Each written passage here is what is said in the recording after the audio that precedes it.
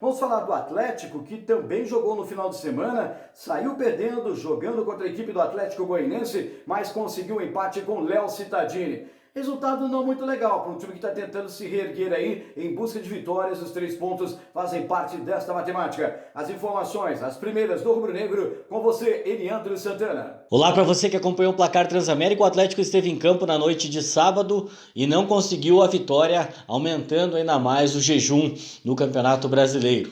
O Furacão, que jogou o segundo tempo inteiro com um homem a mais, a equipe goiana perdeu seu primeiro volante expulso após uma jogada em Carlos Eduardo.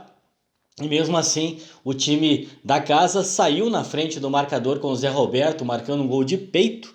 E no segundo tempo o Atlético empatou após a entrada do Nicão, que após 8 partidas voltou a atuar pelo Furacão. Uma jogada pela direita e o Léo Cittadini acabou empatando o jogo.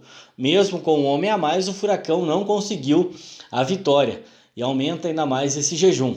O Atlético, o técnico Eduardo Barros, mais do que nunca pressionado, tentou de todas as formas, mas repetiu o que vem fazendo nas últimas partidas, enchendo de atacante o time, mas quem vai armar as jogadas? Então, sacando até a lateral para colocar atacante, então realmente o momento do Eduardo Barros não é dos melhores. E agora Paulo Autuori, que foi demitido na semana passada de treinador, do cargo de treinador do Botafogo, volta ao Atlético para ser um diretor técnico e vai mais do que nunca ter as cartas na manga e ser um homem forte na gestão do futebol atleticano. A direção rubro-negra, lógico, busca um treinador e agora com a presença do Paulo Autuori, mais do que nunca o Eduardo Barros pode ter a sombra e a pressão ainda mais forte no seu trabalho. E ele pode voltar a fazer parte da comissão técnica permanente do Furacão. Furacão que volta a campo amanhã.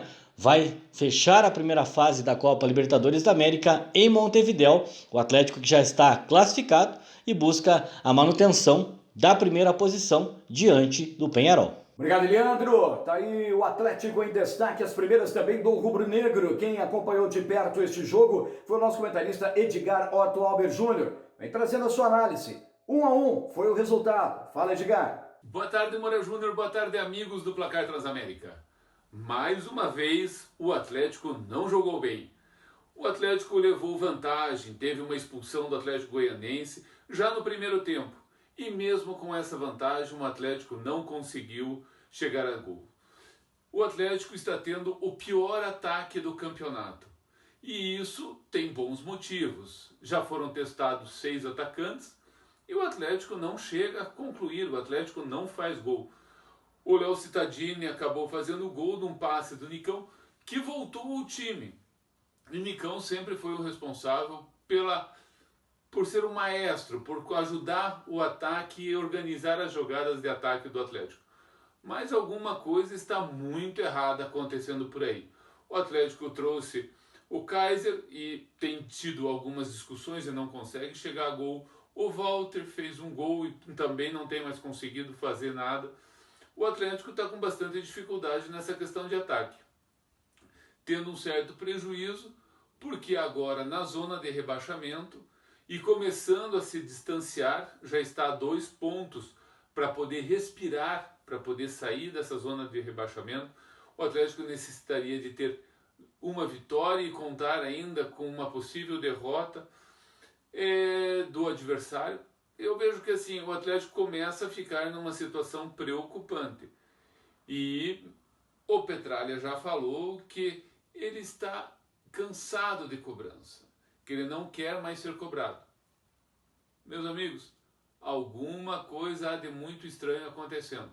E isso me preocupa. Me preocupa pela continuidade de trabalhos do Atlético e pela quantidade de jogos e campeonatos que o Atlético tem ainda pela frente, com dificuldades em contratar jogadores. Vamos aguardar para ver quais serão as novidades aí com a contratação do Paulo Autuori e o que pode vir de mudanças pelo Atlético nesses próximos jogos.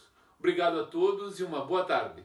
Bom, vamos trazer mais informações do Atlético, que também empatou no final de semana E o Atlético agora, como se diz na gíria do futebol, ele vira a chave, ele pensa na Libertadores da América, pega a equipe do Peñarol. Jogo também complicado, Libertadores é pegado, sabe que a coisa é difícil, o Atlético tem essa experiência internacional e o compromisso está marcado, tem que acompanhar de perto, tem que estar sempre atento e acredito, né, que tanto os dirigentes, comissão técnica, jogadores, enfim, estão realmente concentrados, empenhados em buscar um resultado. O Eliandro Santana vem chegando, trazendo mais informações do Rubro Negro. Fala, Eliandro. Eu volto aqui no Placar Transamérica falando mais do Atlético, que tropeçou de novo, empatou com o Atlético Goianiense no último sábado e agora foca as atenções para a Copa Libertadores da América. Nesta terça-feira, o Furacão, 21h30, horário de Brasília, vai estar em campo em Montevidéu para encarar a equipe do Peñarol. O Atlético já é líder do grupo, já está classificado.